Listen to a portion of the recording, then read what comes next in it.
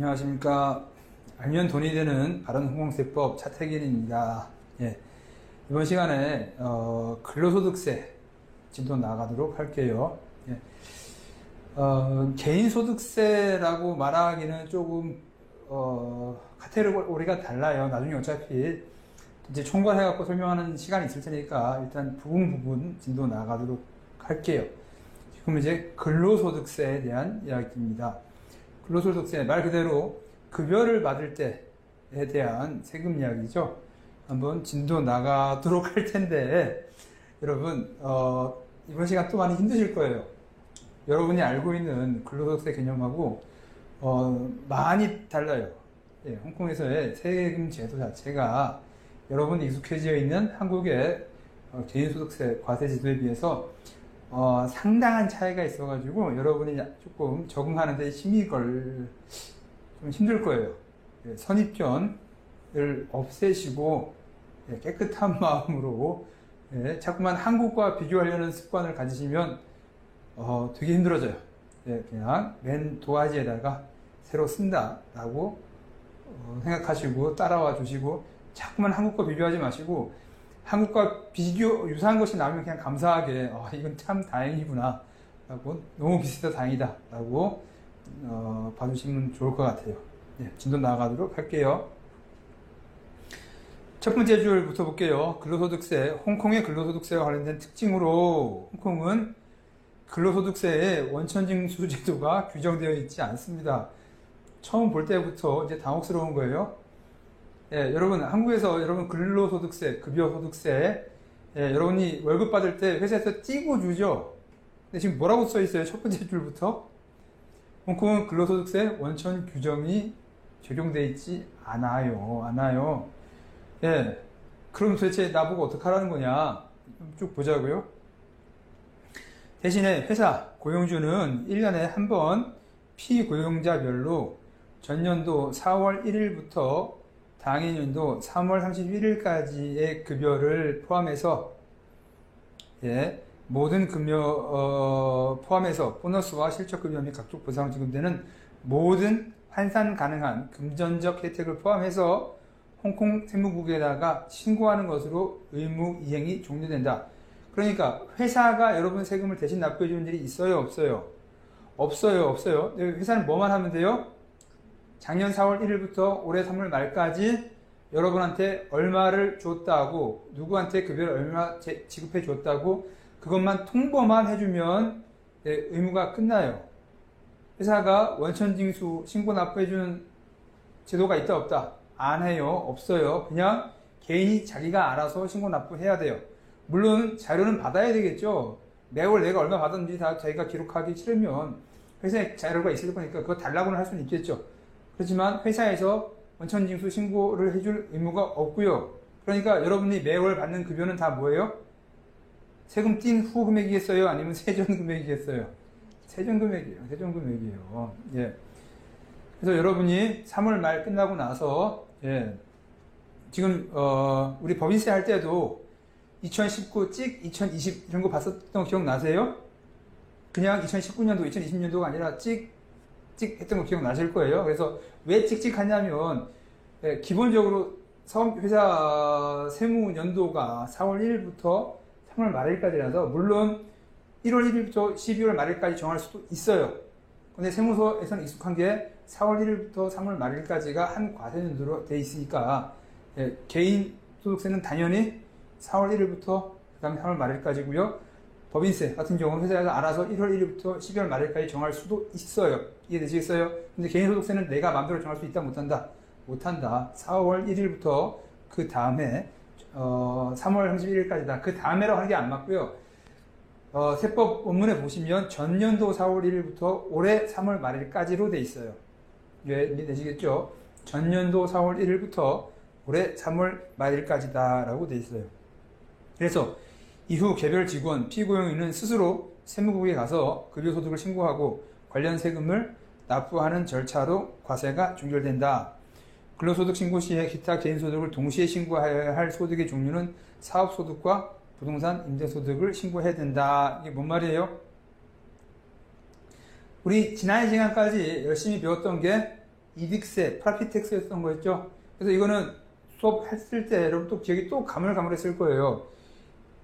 사업을 하면은 회사뿐만 아니라 개인도 내야 되는 게 프라피텍스, 사업소득세라고 설명을 드렸던 거 맨 처음에 수업할 때 이 프라피텍스가 그냥 흔히 법인세라고 통칭이 되는데 꼭 법인세는 아닙니다. 개인도 프라피텍스를 냅니다. 라고 말씀을 드렸던 거 기억하셔야 될 거예요. 그래서 어떤 사업을 했을 때, 사업에서 이익이 났을 때 납부하는 세금이 프라피텍스였다라고 기억하시겠죠?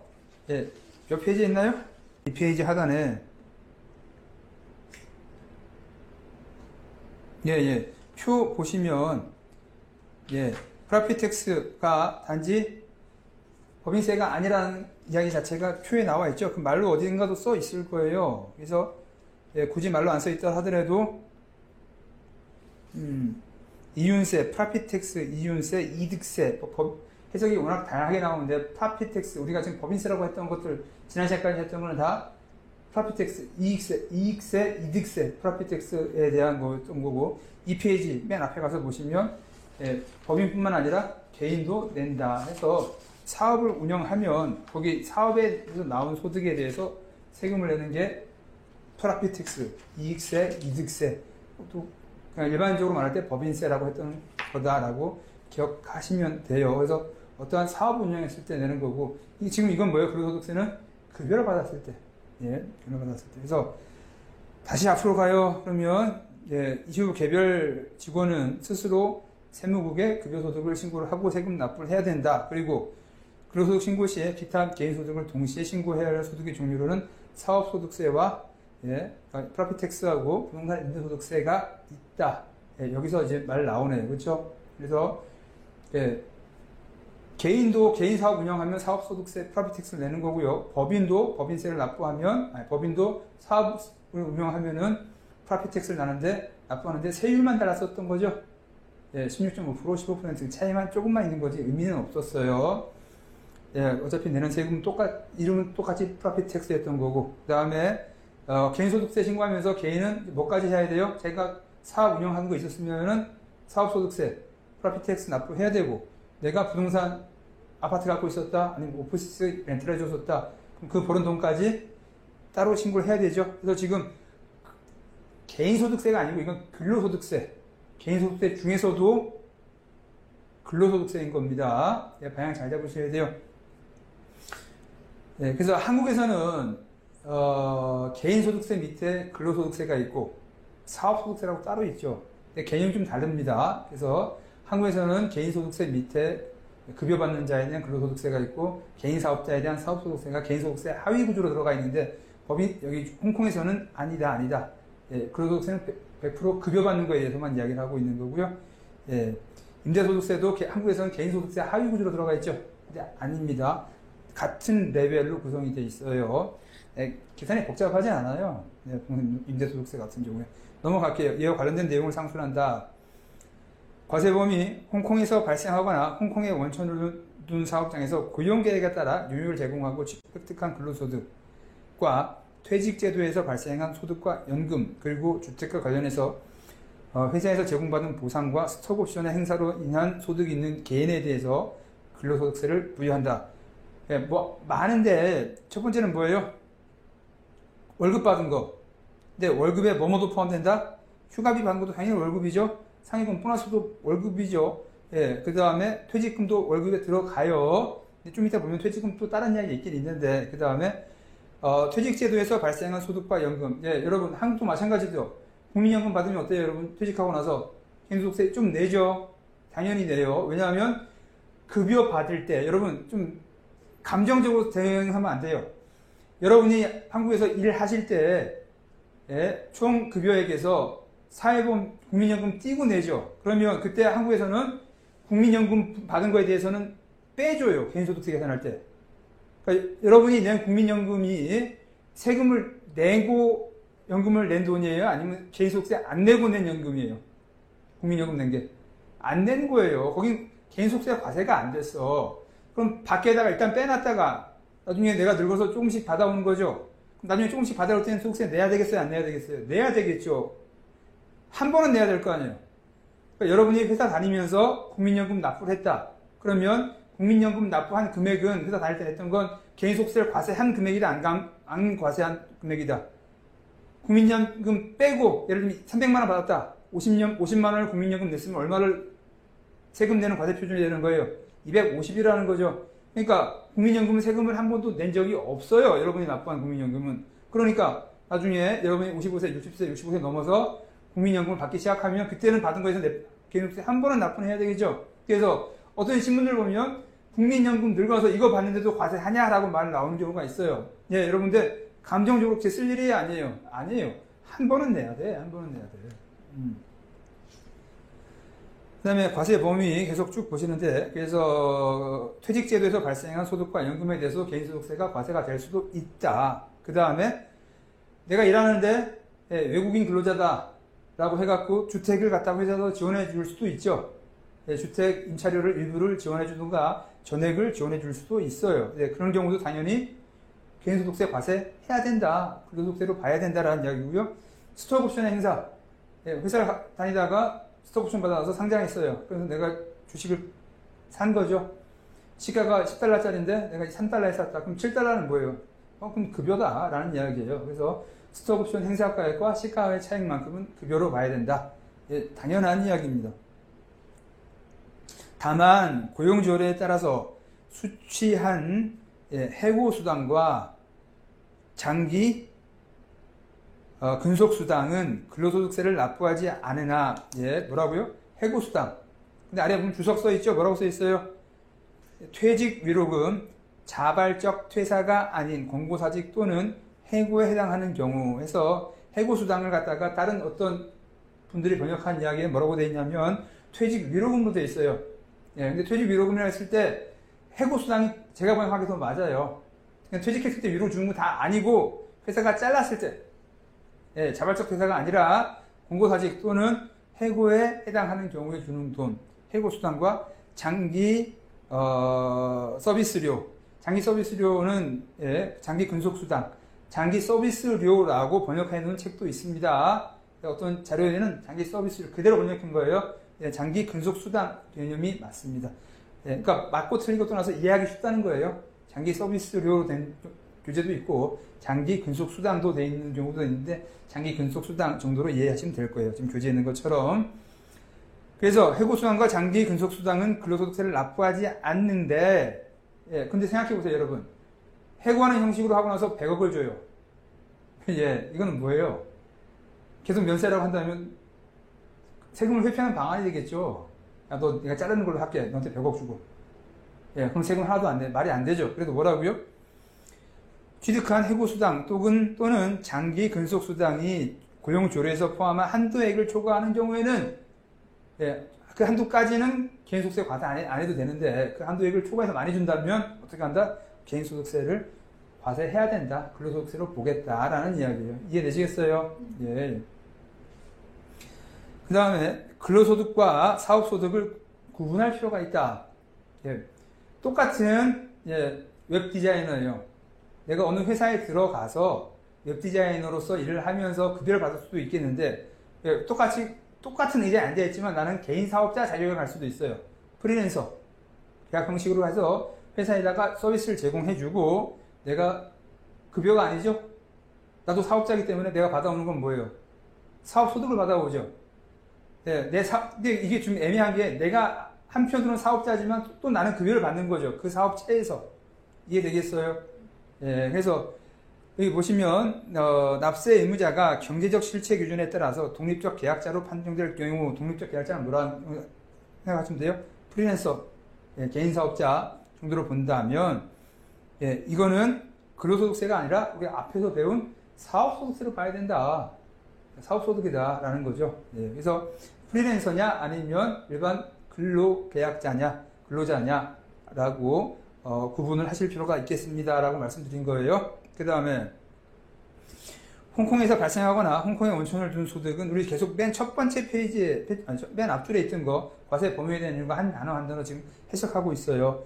홍콩에서 발생하거나 홍콩에 원천을 둔 소득의 표현은 의미를 제한하지 않고 홍콩에서 제공되는 용역에 대한 수입을 포함한다.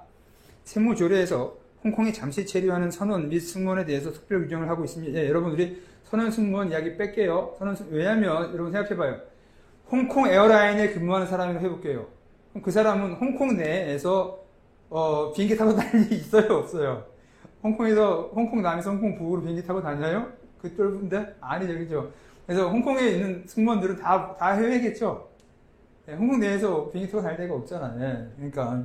그래서, 선원 및 승무원에 대한 이야기 우리 뺍시다. 예, 선원 및 승무원에 대해서 무시하는 게 아니라, 그분들의 이 수업 별로 안 들을 것 같고, 그분들은 안 들어도 되죠. 뭐, 예, 알아서 할 거니까. 그래서 선원 승무원 이야기하고, 세무조례에서 홍콩에 잠시 체류하는 선원 및 승무원에서 특별히 규정하고 있으며 홍콩 외 지역에서 개인소득세와 동일한 성격의 세금을 납부하는 사람에게 일괄 적용한다. 예, 일단 선원 승무원 빼고 뒤에 계속 나옵니다. 그래서 첫 번째 이야기는 뭐예요? 홍콩에서 발생하거나 홍콩에 원천을 두는 소득에 대한 거는 우리 앞에서도 계속 봤던 이야기예요. 용역의 제공지가 어디냐, 서비스 발생이 어디서 했느냐, 근무를 어디서 했느냐 따져야 된다는 이야기 우리 계속 보고 있죠. 그 이야기 일관된 얘기를 하고 있어요.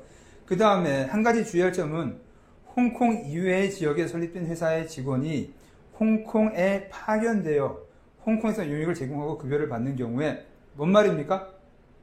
한국 본사 직원이 홍콩에 가서 일을 하고 있는 경우죠. 예, 한국 회사에 소속된 직원이 홍콩에 가서 일을 하고 급여를 어디서 받아요? 한국에서 받죠.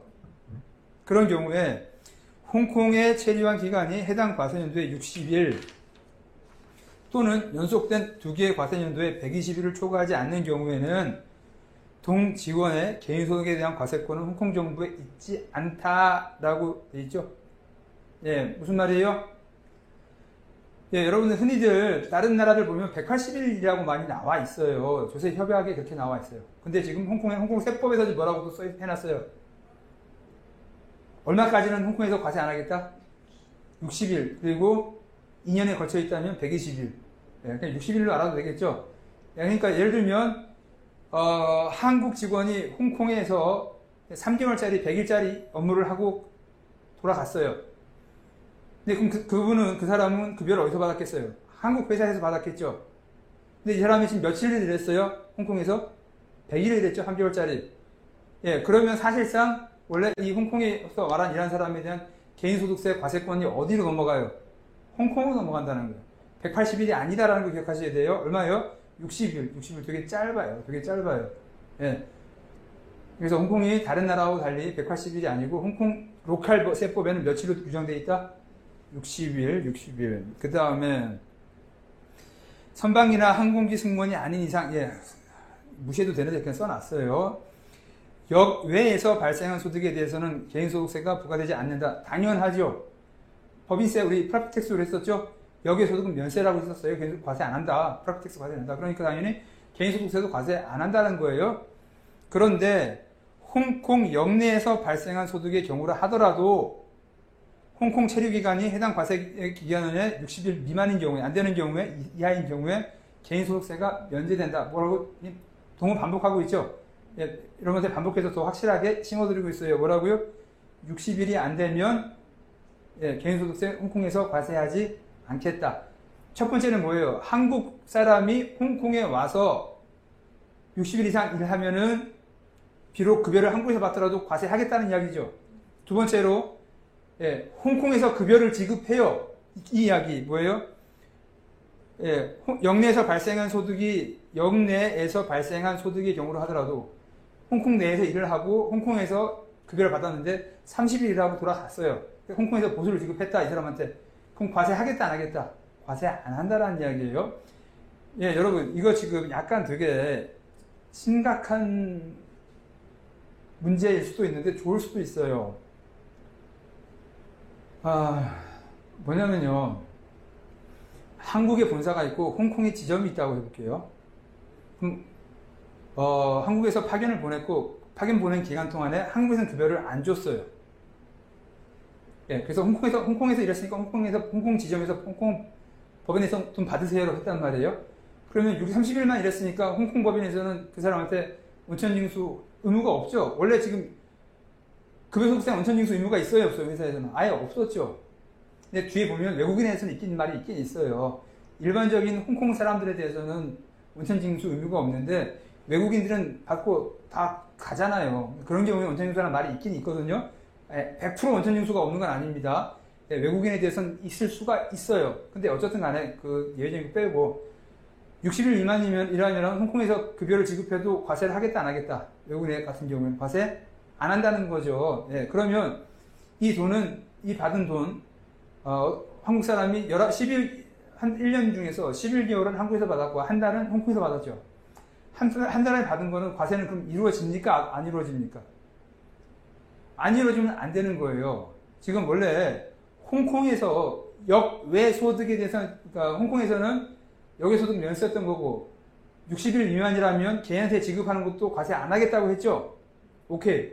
그럼 뭐라면 홍콩에서 과세권 포기한 거야. 그러면 원래 어떻게 해야 돼요? 한국에서 과세해야 돼요. 그 한국 사람에 대해서 홍콩에서 받은 거 한국에서 과세해야 돼요.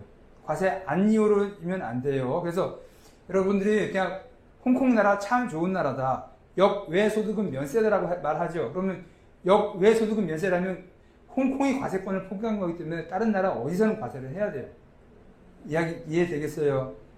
그래서 홍콩에서 과세 안 받은 소득은 다른 나라에서 과세하는 게 원칙이에요. 그래서 지금 11개월은 한국에서 급여를 받았고 1개월 급여를 홍콩에서 받았다. 그래서 홍콩에서 원천징수 안 했다. 라고 했을 때 그럼 그 급여 소득 어떻게 해야 됩니까? 라고 질문한다면 한국에서 과세 당한 것이 맞습니다.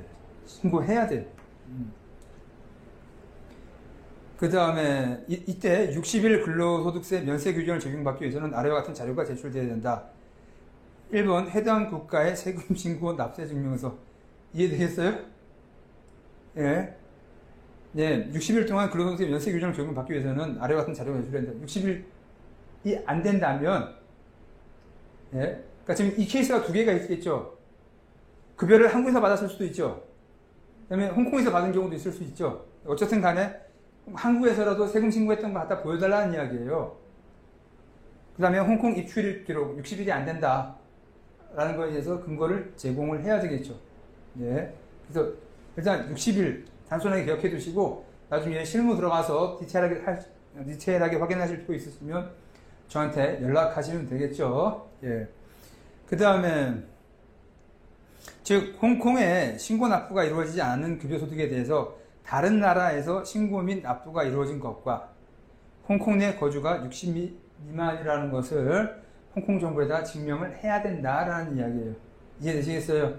홍콩에서 안 한다고 해서 그냥 만세 부르고 그냥 이거 세금 안 내고 꽁으로 받은 거야? 이거는 안 된다는 이야기예요. 그 다음에 이와 관련해서 추가예요. 이와 관련해서 홍콩과 이중과세 방지 조약, 한국과 홍콩의 조세 협약에 따랐을 때 거기에 보면 거주자란 개념. 지금 여러분이 60일이라는 걸 보고 나니까 보통 다른 나라는 180일, 183일 얘기가 많이 있거든요. 근데 지금 여기 보시면 거주자란 개념이 되게 다른 나라하고 특별하기 때문에 여러분이 약간 좀 혼돈할까봐 한국하고 홍콩의 조세 협약 부분을 따와서 교재에 실어놨어요. 그래서 거주자 개념이 지금 보면 다르다. 홍콩에서 우리가 보는 거주자는 이렇고 한국에서는 우리가 보는 거주자는 이래라고 해서 서로 개념이 다릅니다. 서로 다르게 거주자를 적용하고 있다. 근데 보시면 거주자라고 하면 다음을 말한다. 홍콩에서는 다음에 인을 말한다. 사람을 말하는 거예요. 사람을 말한다. 그래서 홍콩에 일상적으로 거주하는 모든 개인, 이건 홍콩 사람이죠. 1년에 거의 대다수는 홍콩에 있다 그러면 당연히 홍콩 사람이에요. 그 다음에 1년 연도 중 180일을 초과해서 체류하거나 1년 중에서 180일을 초과해서 체류하거나 여러분 흔히 알고 있는 이야기죠. 180일을 초과해서 하거나 두 개 연속된 과세 연도 중 1년이 관계 과세 연도일 경우에 30일을 초과해서 체류하는 모든 개인. 1년만 안 볼 때, 두 개 붙었을 때 그 이야기예요. 넘어가세요. 그 다음에 3번. 홍콩에 설립된 회사 또는 홍콩 밖에 설립되었으나 홍콩에서 중점적으로 관리 및 통제하는 회사라고 되어 있고요. 4번. 보시면 어쩌고저쩌고에서 중점적으로 관리하는 회사. 3번, 4번은 일단 제외하세요. 그래서 일단 홍콩에서도 지금 뭐라고 되어 있어요? 180일이란 말이 보이죠. 홍콩에서는. 그럼 한국 볼게요. 한국에서는 거주자를 뭐라고 보고 있어요? 한국의 법에 따라서 주소, 거소, 본점 또는 주사무소의 소재지, 관리장소 또는 이와 유사한 성격, 모든 다른 기준을 이유로 하여 한국에 납세 의무가 있는 모든 사람을 말한다 라고 되어 있어요. 며칠 따져요, 안 따져요? 한국하고 홍콩 따질 때는 안 따진다. 뭐라고 되어 있어요? 한국에 납세 의무가 있는 사람이라면 모두 다 한국 거주자라는 이야기예요. 그래서 여러분 생각해 볼게요. 한국 주재원이에요. 홍콩에 파견 나갔어요. 아예 한국 적을 안 파고 한국에서 급여 일부를 받고 홍콩에서도 일부를 받는다고 가정해 볼게요. 그럼 한국에 납세 의무가 있어요, 없어요? 있죠. 한국에도 납세 의무가 있죠. 이해되겠어요? 실거주지에다가 합산 신고하는 것 말고 지금 한국에서도 원천징수 의무가 있죠. 납세를 하긴 해야 되죠. 합산 신고를 홍콩에서 거주자로 홍콩의 주재원으로 나가 있으면 홍콩에다 합산 신고하는 건 맞죠. 그래서 지금 거주자 개념 세법에서 교섭 협약에 따라서 홍콩에서는 날짜를 갖다가 들이밀어놨죠. 그런데 한국에서는 뭐라고 돼 있어요? 한국에 납세 의무가 있으면 모든 사람을 다 거주자라고 본다고 해서 의미가 똑같지는 않아요. 그러니까 결과적으로 양개국의 거주자로 될 확률이 있다는 거죠. 실무하시다 보면 이론적으로는 나는 한국 거주자든가 홍콩 거주자든가 하나로 끝나야 되는데 그러지 않고 어떻게 양개 국가의 거주자로 판정받을 확률이 많이 있어요. 지금 여기 보시는 것처럼 거주자 기준이 서로 다릅니다. 다를 수 있어요. 그 다음에 또 이와 더불어 주의할 점은 홍콩에 이사로 등기될 경우, 디렉터라고 되어 있는데 디렉터로 등기할 경우에 해당 개인은 근로소득세를 면제받을 수 없다. 뭐라고요? 날짜가 60일이 미달되더라도 한 달이더라 하더라도 홍콩 회사의 이사, 디렉터라고 등록을 했다면 이 사람은 면제받을 수 없다. 왜냐고요? 왜냐하면 이 사람은 이사는 회사의 기관으로 회사를 구성하는 회사의 일부로 간주되기 때문에 이 사람은 네가 여기 안 오더라도 하루만 와서 급여 받아가더라도 너는 여기 계속 홍콩에 있었던 걸로 봐주겠어 라는 이야기죠. 그래서 디렉터로 이사로 등재를 했다면 60일 따지지 않고 개인소득세 다 과세하겠다라는 이야기예요. 그 다음에 소득은 고용주 또는 타인으로 받은 소득과 비현금 소득을 모두 포함한다. 고용주한테, 사장님한테 받은 건 당연한 거고요. 다른 사람한테 받은 것도 포함이 돼요. 여러분 생각해 보세요. 내가 A라는 회사에 취직해 있는데 다른 사람한테 받은 개인소득세 안 낼 것 같아 라고 한다면 A 회사에서는 B 회사한테 돈을 주고 대신 급여를 내주라고 하겠죠. 나한테 A 회사 일을 하지만 모르는 회사도 돈이 들어왔네? 나 근로소득세 아니야 라고 하면 된다 안 된다? 안 된다. 내가 받는 돈이 목적이 왜 들어오냐를 봐야 되는 거죠. 돈이 지급되는 구멍, 통로가 어디서 들어오냐는 안 중요하다는 거예요. 근로의 대상으로, 근로에 대한 보상으로 돈을 받는다면 이건 다 뭐다? 고용주한테 받는 것뿐만 아니라 다른 사람 제3자를 찍고 들어도 이건 근로소득 대상이다 라고 본다는 거예요. 쉽게 생각해봐요. 여러분 모르는 회사가 왜 나한테 돈을 줘요? 그죠? 그래서 소득과 비현금 보상을 포함한다. 비현금 보상. 이 이야기 갖고 해외에 나오면 여러분들이 많이 막 이상하게 헷갈려 해요. 비현금 보상. 회사에서 임차료를 내줬어요. 대신 내줬어. 그 다음에 휴가비를 줬어요. 심지어 자동차를 사주고요. 아니면 먹을 것도 사줄 수도 있어요. 쌀도 사주고 소고기도 사주고. 이거 다 뭐예요? 그 사람 개인에 대한 노동에 대한 대가죠. 모르는 사람한테 소고기 사줬어요? 아니죠. 그러니까 여러분 회식 자리는 아니에요. 회식 자리 말고 집에서 먹으라고 쌀 사주고 부식 사주고 그 다음에 차 사주고 하는 거 다 뭐예요?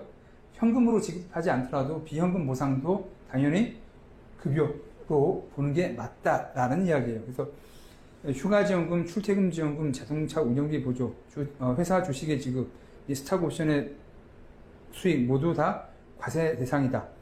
스탁 옵션의 수익은 권리의 행사, 양도 포기 시점이 납세 발생 시기다. 뭔 말이에요? 스탁 옵션이 뭐 하는 거예요, 여러분? 회사가 상장하기 전에 쉽게 예를 들면, 네가 이 상장하고 나면 이 한 회사 주식을 3달러에 살 수 있게 해줄게라고 계약하는 거죠. 상장하고 봤더니 회사 주식이 10달러가 됐어. 그러면 행사를 하면 나는 10달러짜리 주식을 3달러에 사는 거잖아요. 그럼 얼마를 버는 겁니까? 7달러 버는 거죠. 그럼 그거는 근로소득이라는 거예요. 근데 이 스톡옵션을 줬을 때는 솔직히 지금 이 회사가 상장이 될지 안 될지도 모르죠. 이게 10달러가 갈지 안 갈지도 모르죠. 그래서 언제 가서야 스톡옵션을 과세하겠다? 행사를 했을 때, 주식을 샀을 때, 행사란 말, 엑서사이즈란 말이 뭐예요? 3달러를 내고 10달러, 시가 10달러짜리 주식을 샀을 때, 그걸 행사라고 하는 거예요. 권리의 행사. 예, 권리를 행사했을 때 납세 의무가 발생된 시기이다. 피고인이 퇴사를 했다. 예, 권리를 받았고 나서 내가 일하다가 정년퇴직했어요. 근데 3년 후에 예, 난 스톡옵션이 있었죠. 예, 근데 퇴직하고 나서 그 회사 주식을 다시 행사할 수도 있겠죠. 퇴직한 후에 3달러 주고 샀다. 그럼 상관없다. 퇴직한 이후라도 그 7달러만큼은 근로소득을 다시 보겠다라는 이야기예요. 그래서 그 소득은 여전히 과세된다. 비연금 보상의 예로 고용주 또는 특수관계에 있는 법인이 근로자에게 제공하는 거주지, 예, 아파트 해주는 거죠. 피고인이 집주인에게 직접 지불한 임대료를 고용주가 실비 보상하는 경우도 포함된다. 예, 뭐라고요? 직원이 집주인한테 돈을 먼저 줘요. 그리고 나중에 회사에 경비 청구하는 경우죠.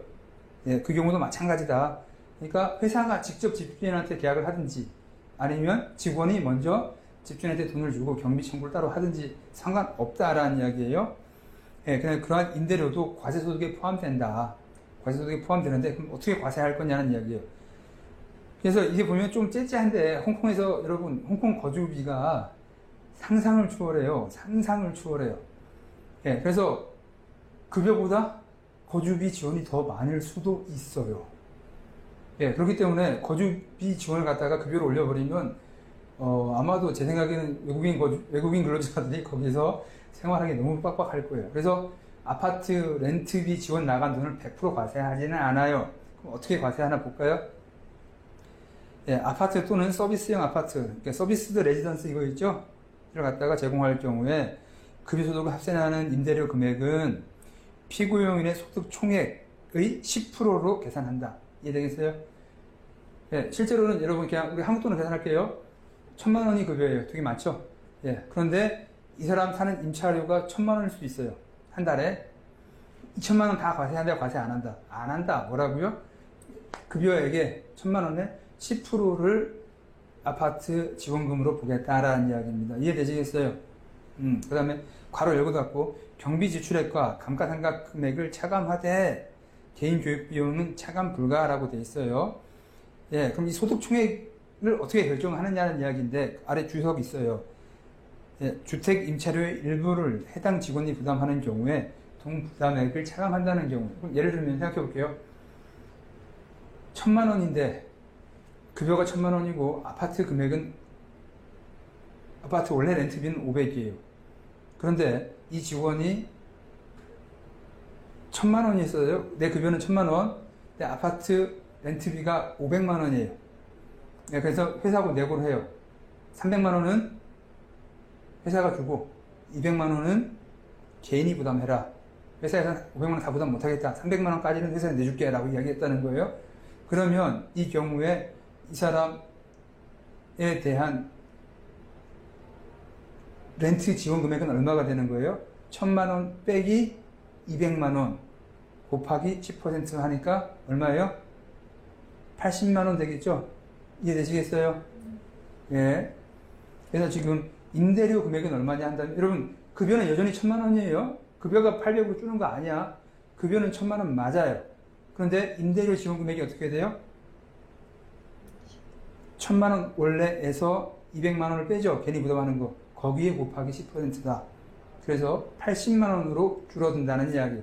그래서 이 사람 총 급여액은 얼마가 되겠어요? 1,080만 원 되는 거죠. 이해되시겠죠? 그 다음에 납세자는 임대료 금액의 산정 방법으로 납세자의 10%를 예, 똑같은 말이에요. 10%에서 할 수 있다라는 이야기고요. 그 다음에 거주지가 호스텔 또는 하숙집인 경우에 예, 호스텔 또는 하숙집 한 그레이드가 내려왔죠. 임대료는 고용주가 관련 법인으로 획득한 총수익 총액에서 몇 %를 곱한다? 예, 8%를 곱한다. 그리고 만약에 방 하나짜리다, 원룸이다 라고 한다면 4%를 곱한다 라는 이야기예요. 예, 그래서 방수라든지 아니면 그 지원되는 거주지의 형태에 따라서 그 비율이 10% 혹은 8%, 4%로 내려온다라는 이야기입니다. 그래서 그 지원하는 금액 100%를 다 과세하면 세금이 워낙 많아서 못 살아요. 그래서 10%, 8%, 4%로 받는 금액에 따라서 주택지원금을 급여로 보긴 보는데 100%가 아니라 10% 또는 8%, 4%만 지원금 급여로 보겠다라는 이야기. 나름 합리적이죠. 그 다음 페이지요. 세금의 신고 및 부과 납부. 여기 또부터 또 헷갈리기 시작을 해요. 첫 번째는 우리 한국은 1월 1일부터 12월 말일까지가 한 과세 기간이고 보통 1월, 2월, 3월에 개인소득세 연말정산을 하잖아요.